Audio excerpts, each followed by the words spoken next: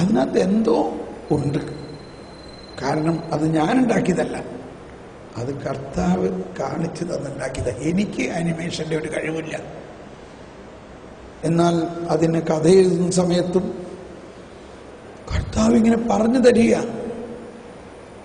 ദർശനം തരികയാണ്. ആ ബ്ലാക്ക് ആൻഡ് വൈറ്റിലെ അക്ഷരങ്ങളിൽ എഴുതിയ കഥ ഇന്ന് ഇതുപോലെ മനോഹരമായ കളർഫുൾ ആയിട്ട് മാറിയിരിക്കുന്നത് കാണുമ്പോൾ എന്തോ ഒരു കുളിർമയാണ്. ജർമ്മനിയിലെ ഒരു ക്രിസ്ത്യൻ ചാനലുണ്ട്, നമ്മുടെ ഈ ഗുഡ്നസ് ടി വിമാതിരി KTV എന്നാണ് അതിന് പറയണത്, കേപ്പാസ് TV എന്നാണ്.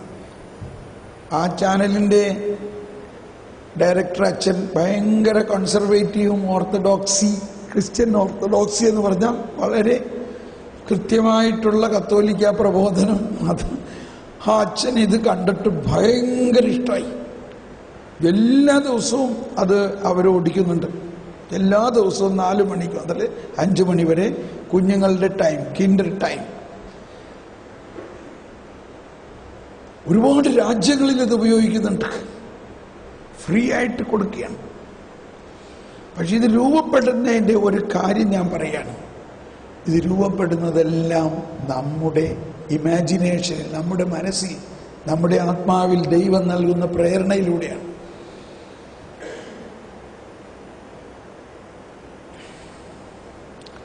അതിലെ ഗുഡ് സമാരിറ്റൻ എന്ന് പറഞ്ഞ ആ എപ്പിസോഡ് എഴുതുമ്പോൾ വളരെ സീരിയസ് ആയിട്ടുള്ളതാണ്. ഒരു വലിയ സങ്കീർത്തനം ഒക്കെ അതിനകത്ത് ഇൻട്രൊഡ്യൂസ് ചെയ്തപ്പോൾ മറ്റുള്ള ആർട്ടിസ്റ്റുമാരും സ്ക്രിപ്റ്റ് റൈറ്ററിങ്ങിന് നമ്മളുടെ കൂടെ പ്രവർത്തിക്കുന്നവരൊക്കെ പറഞ്ഞു, ബ്രദറെ ഇത് ഭയങ്കര സീരിയസ് ആയി പോകും, ഇത് കുട്ടികൾക്ക് ഇഷ്ടാവില്ല. അവർക്ക് കുട്ടികളുടെ കുറച്ച് തമാശയും കളിയൊക്കെ വേണ്ടേ. പക്ഷേ എനിക്ക് പ്രാർത്ഥിക്കുമ്പോൾ അങ്ങനെയല്ല കിട്ടണത്. കർത്താവ് പറഞ്ഞ ആ റിയാലിറ്റി, കർത്താവ് കാണിച്ച റിയാലിറ്റി നമ്മൾ കാണിക്കണം. നമുക്ക് നോക്കാം, ശരിയായില്ലെങ്കിൽ നമുക്ക് മാറ്റിണ്ടാക്കാമല്ലോ. എന്തിനു പറയണു, ആ എപ്പിസോഡാണ് എല്ലാ കുട്ടികൾക്കും ഇഷ്ടം, എന്നാൽ അതിനകത്ത് ഒരു കുട്ടിത്തരവുമില്ല. നമ്മൾ ഉദ്ദേശിക്കുന്ന കുട്ടികളുടെ കളിതമാശകൾ ഒന്നുമില്ല, വളരെ സീരിയസ് ആണ്. എനിക്കറിയില്ല എങ്ങനെയാണ് ഇത് കുട്ടികൾക്ക് ഇഷ്ടാവണേ. അപ്പോൾ ഒന്നും നമ്മൾ മനസ്സിലാക്കണം. ഇതുപോലെ ഇത് ആദ്യം എഴുതി, ഇത് സ്ക്രിപ്റ്റ് എഴുതുന്ന സമയത്ത് ഞാൻ പലരെയും കാണിച്ചു കൊടുത്തപ്പോൾ പറഞ്ഞു, അയ്യോ ഇത് ഭയങ്കര കഠിനമാണല്ലോ, ഇത് കുട്ടികൾക്കാണെങ്കിൽ അവർക്ക് മനസ്സിലാവുന്ന മാതിരി ഈ കടിച്ചാപ്പൊട്ടാത്ത വചനം എഴുതാണ്ട് കുറച്ച് വചനത്തേക്ക് ഒന്ന് ലളിതമാക്കി മാറ്റിയൊക്കെ എഴുതണ്ടേ സാറേ. അപ്പോൾ അത് കേട്ടപ്പോൾ എനിക്കും തോന്നി. ഞാൻ പ്രാർത്ഥിച്ചു, കർത്താവ് ഇതൊന്ന് മാറ്റി കുറച്ചും കൂടി ലളിതമാക്കി എഴുതാം. പ്രാർത്ഥിച്ചപ്പോൾ കർത്താവ് പറയാണ്, കേട്ടോട്ടോ എല്ലാവരും ഒന്ന് കൈവീശി കാണിച്ച്. കർത്താവ് പറയാണ്, ഞാൻ ഒരു ബൈബിളേ എഴുതിയിട്ടുള്ളൂ, കുട്ടികൾക്കെന്നും പറഞ്ഞ് വേറെ ഒരു ബൈബിള് എഴുതിയിട്ടില്ല, യുവാക്കൾക്കെന്ന് പറഞ്ഞ് വേറൊരു ബൈബിള് എഴുതിയിട്ടില്ല. എന്നിട്ട് പറയാണ്, കുഞ്ഞുനാളിലെ തന്നെ കൃത്യമായ വചനം അവരുടെ ഉള്ളിൽ കയറണം, അത് അവിടെ അങ്ങ് എൻകോഡാവും. എൻകോഡ് ആ വാക്ക് നമുക്കറിയാം. ഇപ്പൊ ഒരു CD അങ്ങ് ബേൺ ആവും. ഇതെല്ലാമാണ് ഈ CD ബേണിങ്. എവിടെ നിന്നുണ്ടായതാ CD ബേണിങ്? ഈ ഡിസ്കിൽ ബേൺ ചെയ്യുന്ന പോലെ തന്നെയാണ് 10 കൽപ്പനകൾ ബേൺ ചെയ്തിട്ടാണ് മോശയ്ക്ക് കൊടുത്തത്. എന്ന പോലെ നമ്മളുടെ കുഞ്ഞുങ്ങളുടെ ഹൃദയത്തിൽ ഇത് ബേൺ ആകണം. അത് അവർക്ക് മാറ്റാൻ പറ്റില്ല. പിന്നെ ഇപ്പൊ ഞാൻ ചില വചനങ്ങൾ പറയുമ്പോൾ ഇപ്പൊ തെറ്റി പറയുന്നുണ്ട്. ചില വചനത്തിന്റെ നമ്പർ എനിക്ക് ആദ്യം കിട്ടുന്നത് തെറ്റായിട്ടാണ് കിട്ടണേ. 1, 2 അതെന്തുകൊണ്ടാ? അപ്പൊ എനിക്ക് ഇപ്പൊ അറിയാം അത് അല്ല, അത് ആദ്യം എൻ്റെ അടുത്ത് വന്നു കഴിഞ്ഞു. എൻ്റെ ഹൃദയത്തിൽ ഇങ്ങനെ വരണത് കൃത്യ നമ്പർ അല്ല, വേറെ നമ്പറാണ്. എന്തുകൊണ്ടാ? അത് ആദ്യകാലങ്ങളിൽ എൻ്റെ അകത്ത് എഴുതപ്പെട്ടത് തെറ്റായിട്ടാണ്. പക്ഷെ അത് മാറ്റിയിട്ട് എന്തോരം ശ്രമിച്ചിട്ടത് മാറ്റാൻ പറ്റുന്നില്ല. ഇപ്പൊ എനിക്കറിയാം അതിന് ആ നമ്പർ. ഇപ്പൊ ഞാൻ പ്രധാനമായിട്ട് പറയും, എസെക്കിയേൽ 30 22 എന്ന് ഞാൻ ചോദിക്കും. 30 22 22 30 കൺഫ്യൂഷനാ. കാരണം ആദ്യം തന്നെ എൻ്റെ ഉള്ളിൽ എഴുതപ്പെട്ടിരിക്കുന്നത്. അങ്ങനത്തെ ഒരു കൺഫ്യൂഷനില്ല. ആ കൺഫ്യൂഷൻ ഇപ്പോഴും വരണം. എത്ര വർഷമായിട്ടൊന്നും മാറണില്ല. പരിശുദ്ധാത്മാവ് മാറ്റും തീർച്ചയായിട്ടും. പക്ഷേ അപ്പോൾ ആദ്യം തന്നെ ഒരു കുഞ്ഞിൻ്റെയും ഒരു മനുഷ്യൻ്റെയും ഹൃദയത്തിൽ എഴുതപ്പെടേണ്ടത് ആ മായം ചേർക്കാതെ, വളച്ചൊടിക്കാതെ കൃത്യമായ സത്യം തന്നെയാണ് എഴുതപ്പെടേണ്ടത്.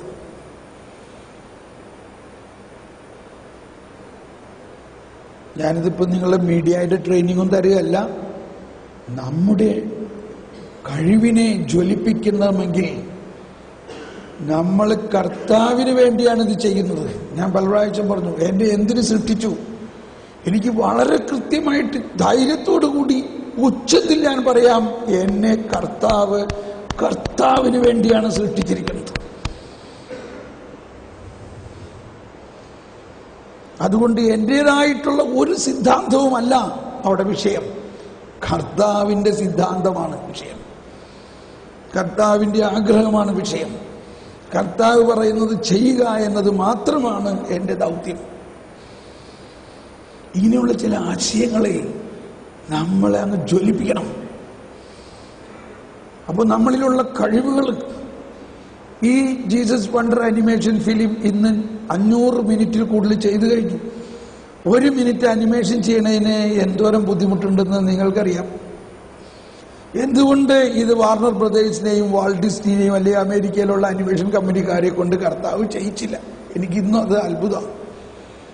എനിക്ക് തോന്നുന്നത് ഒറ്റ കാര്യമാണ്, ഈ വചനത്തെ വളച്ചൊടിക്കാതെ ചെയ്യണ ഒരാളെ കർത്താവ് കണ്ടുപിടിച്ചു.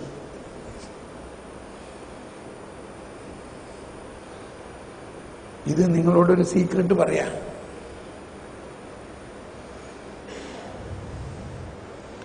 നമ്മുടെ ശുശ്രൂഷയുടെ മുഴുവനും ആകത്തുക എന്താ?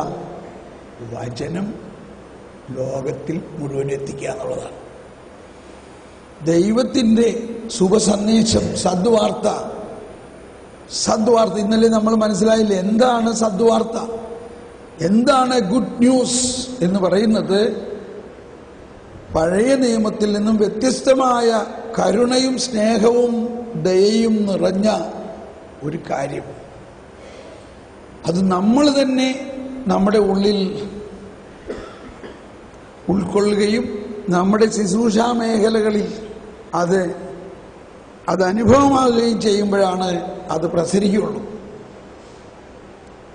നമ്മൾ കോമ്പറ്റീഷനിലൂടെയും അപ്പോൾ ഈ പണ്ടെല്ലാം നമ്മൾ യുവജനോത്സവത്തിലൊക്കെ സ്കൂളിലൊക്കെ പങ്കെടുത്തിരുന്നപ്പോൾ എങ്ങനെയായിരുന്നു announcement? The next participant Thomas Paul. Yes. പക്ഷെ ഇപ്പം എന്താ പറയണെന്ന് അറിയാമോ? ഇപ്പം എന്താ പറയണേ? നെക്സ്റ്റ് കോമ്പറ്റീറ്റർ എന്നാ പറയാ. നമ്മളൊരു കോമ്പറ്റീഷൻ അല്ല, മറിച്ച് പാർട്ടിസിപ്പേഷനാണ്. നമ്മളൊരു വെല്ലുവിളിയല്ല, മറിച്ച് കർത്താവിൻ്റെ വചനം കൃപ ഒഴുക്കണം. ഇപ്പം ഞാൻ പറഞ്ഞത് ഈ കർത്താവിൻ്റെ മനോഹാരിതയാണ് നമ്മുടെ ഹൃദയത്തിലൂടെ ഒഴുകേണ്ടത്.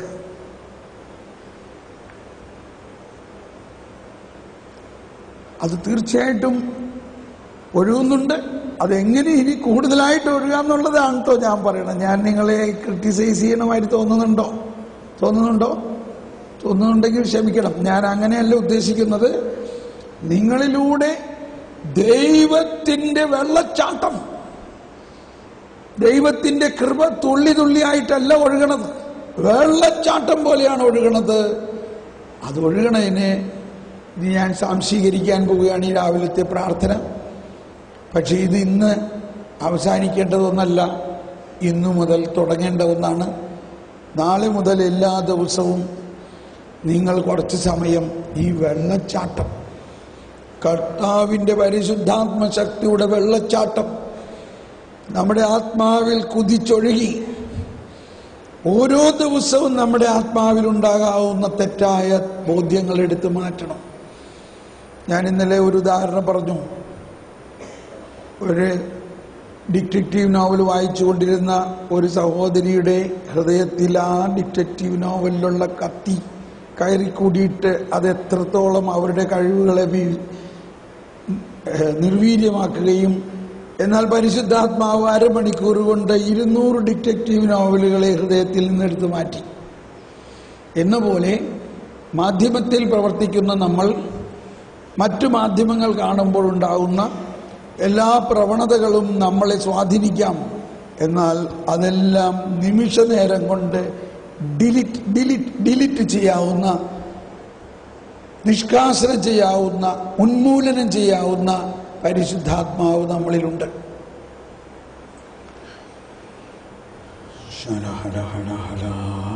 അതോടൊപ്പം അതിനുശേഷം ദൈവത്തിൻ്റെ ജ്ഞാനം, ഞാൻ പറഞ്ഞു വന്നതിൻ്റെ ഒരു ഉദ്ദേശം, ആ മനോഹരമായ സൃഷ്ടി പ്രവർത്തനത്തിൽ ദൈവം ആരെയാണ് കൂട്ടുവിളിച്ചത്?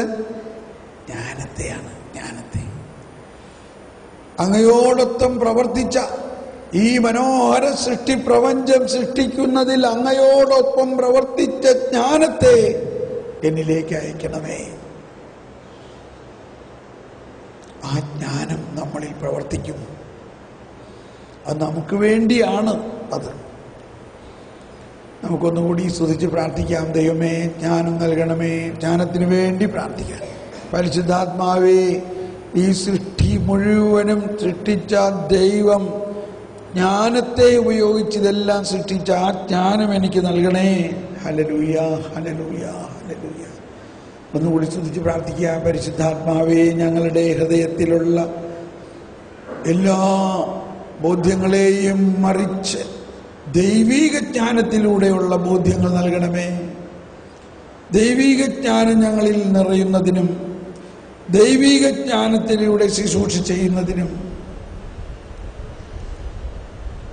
ജ്ഞാനമേ ഞങ്ങളിൽ നിറയണമേ.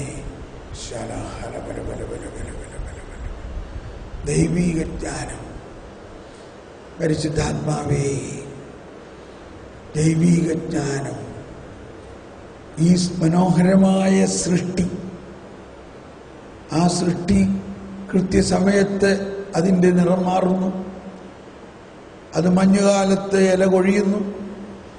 ആ ഇല കൊഴിയുന്നതിന് മുമ്പ് ലോകത്തെ മുഴുവനും ആനന്ദിപ്പിക്കുന്ന രീതിയിൽ അതിൻ്റെ നിറങ്ങൾ മാറി മാറി മാറി മാറി മാറി വർണ്ണമനോഹരമായ ഒരു ലോകം മുഴുവനെയും കാഴ്ചവെച്ചുകൊണ്ട് സാവധാനം അത് കൊഴിഞ്ഞു വീഴുന്നു. എത്ര മനോഹരം! അതിനുശേഷം ഇതാ ആ വരണ്ട അവസ്ഥയിൽ സൃഷ്ടിയെ നോക്കുമ്പോൾ മനുഷ്യ ഹൃദയങ്ങളിൽ വരാനിരിക്കുന്ന വസന്തം, അങ്ങനെ ഇതാ വസന്തമാകുമ്പോൾ എത്ര മനോഹരമായ പൂക്കളെ ഉണ്ടാക്കുന്നു. ആ പൂക്കളുടെ വർണ്ണശബളമായ കാലഘട്ടം കഴിഞ്ഞ് അത് കായാവുന്നു. വൃക്ഷങ്ങളെല്ലാം തളിർത്ത് അതിൽ പച്ച നിറമാകുന്നു. എത്ര മനോഹരം!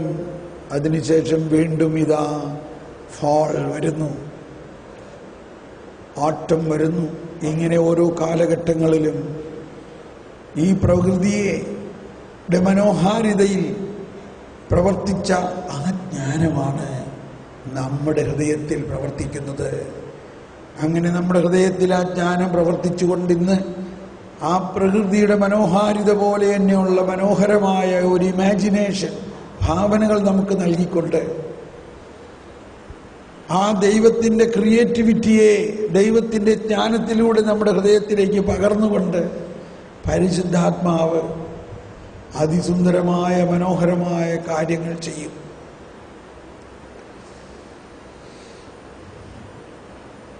നിർമ്മല ഹൃദയർ ഭാഗ്യവാന്മാർ, ദൈവത്തെ അവർ കാണും. അതോടൊപ്പം നമുക്ക് പല വിധത്തിലുള്ള പ്രയാസങ്ങളുണ്ടാകാം, സഹനങ്ങളുണ്ടാകാം, തകർച്ചകളുണ്ടാകാം, പ്രതിരോധങ്ങളുണ്ടാകാം, എതിർപ്പുകളുണ്ടാകാം. അവയെല്ലാം നേരിടാനുള്ള ധൈര്യം നൽകണമേ കർത്താവേ. ധൈര്യം നൽകണമേ, ധൈര്യം നൽകണമേ. നമ്മളുടെ കുടുംബജീവിതത്തിലും സാമൂഹിക ജീവിതത്തിലും ആത്മീയ ജീവിതത്തിലും ഈ ധൈര്യം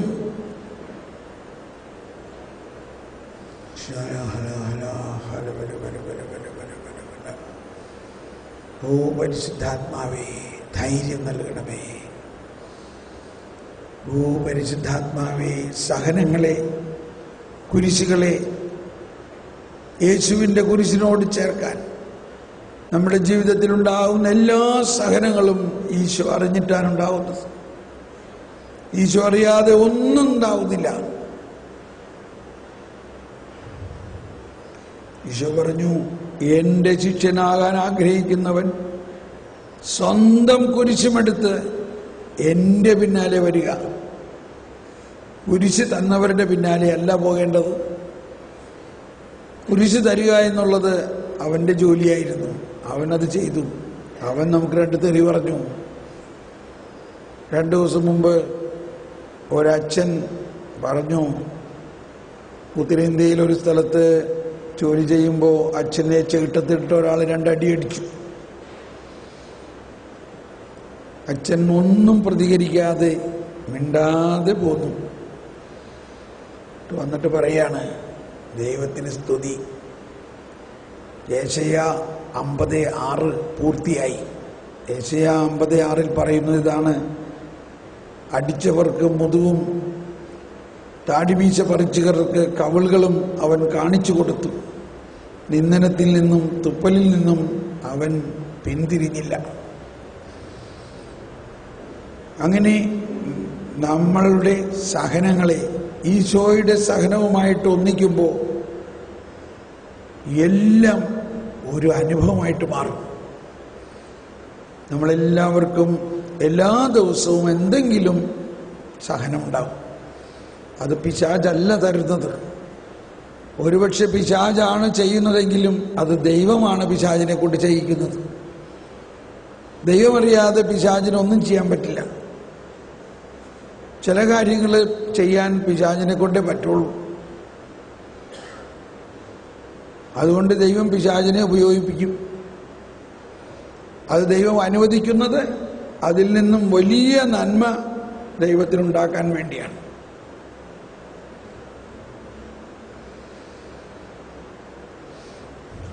ഈശോയെ, ഈ ശുശ്രൂഷ ജീവിതത്തിലുണ്ടാകുന്ന എല്ലാ സഹനങ്ങളും ഈശോയെ അങ്ങയുടെ സഹനത്തോട് ചേർക്കുന്നു, അങ്ങയുടെ വേദനകളോട് ചേർക്കുന്നു.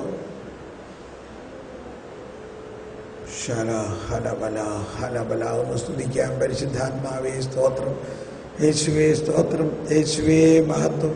ദൈവമേ, ഞങ്ങളുടെ ജീവിതത്തിൽ ഈ ശുശ്രൂഷ സംബന്ധിച്ചുണ്ടായ ഏറ്റവും വേദനിച്ച ഒരു സംഭവത്തെ ഒന്ന് ഓർക്കാം. ഈ ശുശ്രൂഷ ജീവിതത്തിലോ കുടുംബജീവിതത്തിലോ നമ്മുടെ ബാല്യകാലം മുതലുള്ള ജീവിതാവസ്ഥയിലുണ്ടായ ഏറ്റവും വേദനാജനകമായ ഒരു സംഭവത്തെ നമുക്ക് കർത്താവിൻ്റെ വേദനയോട് ചേർക്കാം. കർത്താവേ, അങ്ങയുടെ വേദനയോട് ചേർക്കുന്നു.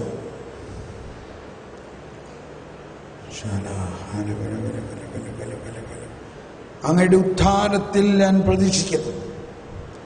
ദുഃഖവെള്ളിയാഴ്ചയില്ലാതെ ഉയർപ്പില്ല.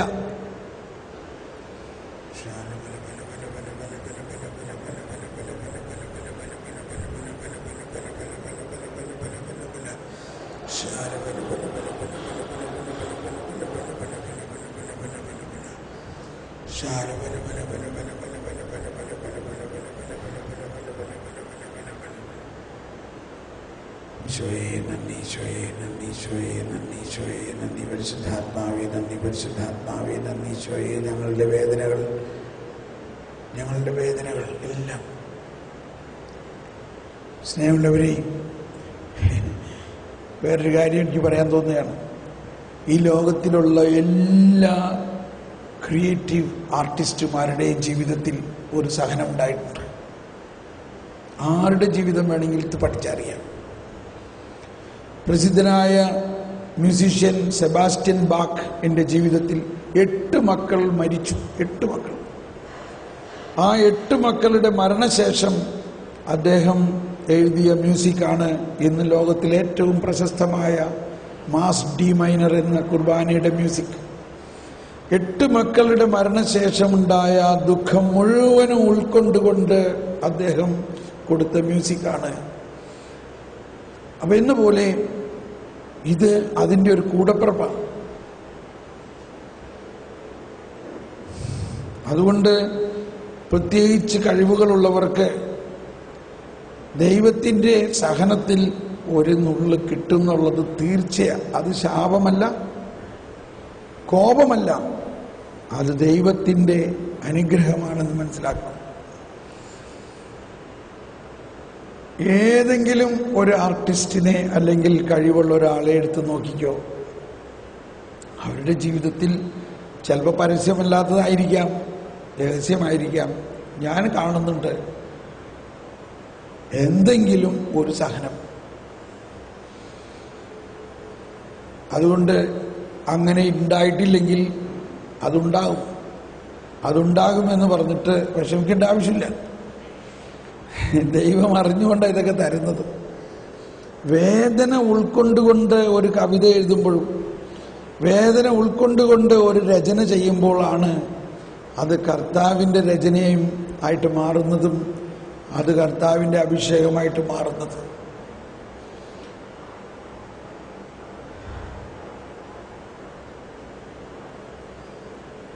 ഓ ദൈവമേ, ജ്ഞാനമാണ് അതിൻ്റെ ശില്പി. ജ്ഞാനത്തിൻ്റെ പുസ്തകത്തിൽ 14-ാം അധ്യായത്തിൽ പറയുന്നൊരു കാര്യം ഇതാണ്: കോളുകൊണ്ട കപ്പലിൽ യാത്ര ചെയ്യുന്ന ആൾ, കോളുകൊണ്ട കപ്പലിൽ യാത്ര ചെയ്യുന്ന ആൾ അതിദുർബലമായ തടിക്കഷ്ണത്തോട് പ്രാർത്ഥിക്കുന്നു. കോളുകൊണ്ട കടൽ, അതിൽ ഒരു കപ്പൽ ഇരുമ്പുകൊണ്ടുണ്ടാക്കിയതാണ്. പക്ഷേ ഈ വലിയ കോളിൽ ഈ കപ്പൽ മുങ്ങിപ്പോകാൻ എല്ലാ സാധ്യതയുണ്ട്. ഇനി എന്താ നിവർത്തി? ഒരു തടിക്കഷ്ണത്തോട് പ്രാർത്ഥിക്കുന്നു എന്ന് പറഞ്ഞിരുന്നു. എന്താ അതിൻ്റെ അർത്ഥം? എന്താണ് ആ തടിക്കഷ്ണം എന്നവിടെ പറയുന്നതിൻ്റെ അർത്ഥം? നിങ്ങൾ ബോട്ടിൽ കയറിയിട്ടുണ്ടല്ലോ, ബോട്ടിൽ യാത്ര ചെയ്തിട്ടുണ്ടല്ലോ എല്ലാവരും. ഈ ബോട്ടിലെല്ലാം ഒരു റൗണ്ടായിട്ട് വെള്ളയും ചുമപ്പും പെയിന്റ് അടിച്ച ഒരു മരം കണ്ടിട്ടില്ലേ? ലൈഫ് ബോയ് എന്നാ പറയാ, ലൈഫ് ബോയ് അല്ലേ? അത് അല്ലെങ്കിൽ അത് കോർക്ക് കൊണ്ടുണ്ടാക്കിയിട്ടുള്ളതാണ്. അത് വെള്ളത്തിൽ പൊങ്ങിക്കിടക്കും, അത് മുങ്ങില്ല. ഇനി ബോട്ട് മുങ്ങുകയാണെങ്കിൽ താനെ ഈ ലൈഫ് ബോയ്കൾ പൊങ്ങി വരാവുന്ന രീതിയിൽ അത് ബോട്ടിൽ ഇങ്ങനെ കൊളുത്തിയിട്ടിരിക്കുകയാണ് സൈഡിലെല്ലാം. അതാണ് ഇവിടെ പറയുന്ന തടിക്കഷ്ണം. ഇനി ഒന്നും കൂടി വായിക്കാം. കോളുകൊണ്ട കപ്പലിൽ യാത്ര ചെയ്യുന്നവൻ താനിരിക്കുന്ന കപ്പലിനേക്കാൾ അതിദുർബലമായ തടിക്കഷ്ണത്തോട് പ്രാർത്ഥിക്കുന്നു. അടുത്ത വചനം ഇതാണ്: ആ യാനപാത്രത്തിന് രൂപം നൽകിയത് ജ്ഞാനമാണ്. ജ്ഞാനമാണ് അതിൻ്റെ ശില്പി. ഒന്നെല്ലാവരും ഒന്ന് ഉച്ചത്തിൽ പറഞ്ഞേ, കരമുയർത്തി. ജ്ഞാനമാണ് അതിൻ്റെ ശില്പി. ഒന്നുകൂടി പറഞ്ഞേ, ജ്ഞാനമാണ് അതിൻ്റെ ശില്പി. ഒന്നുകൂടി പറഞ്ഞേ. എന്നിട്ട് എഴുതിയിരിക്കുകയാണ്: അങ്ങനെ ഏത് അവിദഗ്ധനും കടൽ യാത്ര ചെയ്യുമാറ് ദൈവം തിരകൾക്കിടയിലൂടെ അതിനൊരു പാതയൊരുക്കി. ഇപ്പൊ കപ്പൽ അപകടത്തിലായി, ഈ തടിക്കഷ്ണത്തുമ്പോൾ മനുഷ്യൻ പിടിച്ച് തൂങ്ങി. ഇനി ഇവരെങ്ങനെ കരക്കെടുക്കും? ഇതിന് വല്ല മെഷീനുണ്ടോ, എഞ്ചിനുണ്ടോ? ഇത് തിരകൾ താനെ ഇതിനെ തള്ളി തള്ളി കരക്കി കൊണ്ടുപോകും. അപ്പോൾ തിരകൾ വേണോ? തിരകൾ വേണോ ഇല്ലയോ? തിരകൾ വേണം. അതാണ് നമ്മുടെ ജീവിതത്തിലുള്ള തിരകൾ. പക്ഷേ എത്ര അപകടത്തിലും ഒരു തടിക്കഷ്ണം കർത്താവ് അവിടെ വെച്ചിട്ടുണ്ടാവും നമുക്ക് തൂങ്ങിക്കിടക്കാൻ. എത്ര വലിയ അപകടം ഉണ്ടായാലും ഭയപ്പെടണ്ട, തടിക്കഷ്ണം അവിടെ വെച്ചിട്ടുണ്ടാവും. ഈ ഭാഗം ഒന്ന് വായിച്ചോ, ജ്ഞാനം 14-ാം അധ്യായം. എത്ര വലിയ അപകടത്തിലും മനുഷ്യനെ രക്ഷപ്പെടാൻ കർത്താവ് ഒരു തടിക്കഷ്ണം വെച്ചിട്ടുണ്ടാവും. ജ്ഞാനമാണ് അതിൻ്റെ ശില്പി. തിരകൾക്കിടയിലൂടെ ഒരു സുരക്ഷിത മാർഗം, ദൈവത്തിൻ്റെ പരിപാലനയാണ്. സ്നേഹമുള്ളവരെ, നമ്മൾ ഭാവിയെക്കുറിച്ച് അല്പം പോലും ഉത്കണ്ഠാകുലരാകാതെ ഗോ ഫോർവേഡ്, ധൈര്യത്തോടെ വീര്യത്തോടെ ശക്തിയോടെ മുന്നോട്ട് പോകുക എന്നുള്ളതിൻ്റെ ചില ആശയങ്ങളാണിത്. വലിയ കാര്യങ്ങൾ നടക്കുമ്പോൾ വലിയ അപകടങ്ങളും പ്രശ്നങ്ങളൊക്കെ ഉണ്ടാവും. പൗലോസ്ലീഹായുടെ ജീവിതത്തിൽ ഒരു കപ്പലപകടം ഉണ്ടായി. മാൾട്ടയിൽ വെച്ചിട്ടാണ് ഉണ്ടായത്, മാൾട്ട ദ്വീപിൻ്റെ അടുത്ത്. അപ്പൊ എന്ത് സംഭവിച്ചു? ഈ ആൾക്കാരെല്ലാം കപ്പലപകടം ഉണ്ടായപ്പോൾ അടുത്ത കരയ്ക്ക് അടുത്തു, അതായിരുന്നു മാൾട്ട. അങ്ങനെയാണ് മാൾട്ടയിൽ ക്രിസ്തീയ വിശ്വാസം വന്നത്.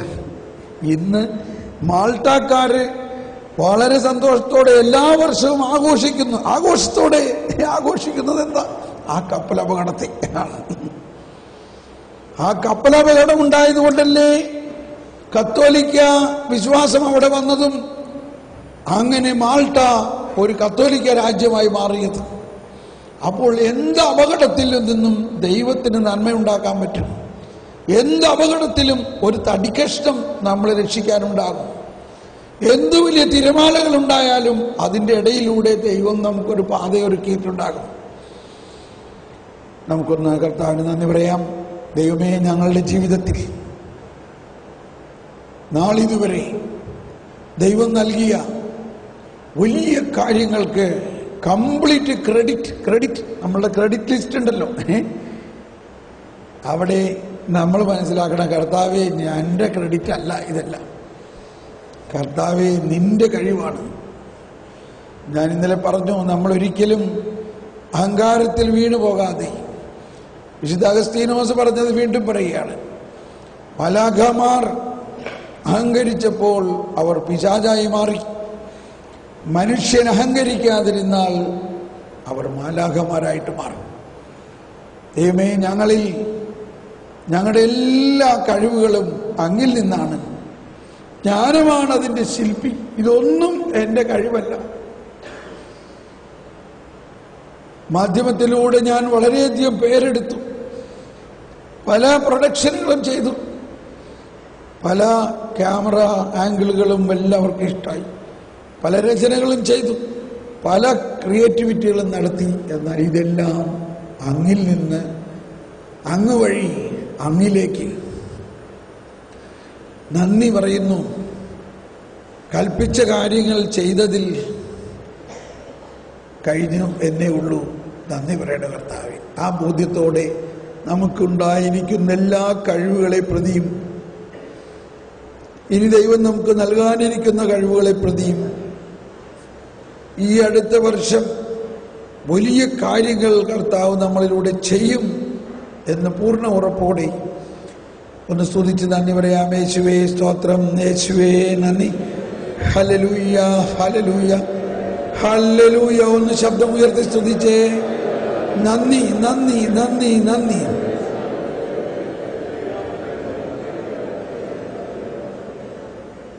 Praise the Lord. നമ്മൾ ശാന്തമായി ഇപ്പോൾ ബ്രേക്ക്ഫാസ്റ്റിന് പോകുന്നു. നമ്മൾ 9 മണിക്ക് എല്ലാവരും തിരിച്ചെത്തുന്നു. എല്ലാവരും ഓടരുത്. ഒരച്ചടക്കത്തോടെ ഒന്ന് വരിയായിട്ടൊന്ന് പോയേ പിള്ളേർ പോണമായിരുന്നു.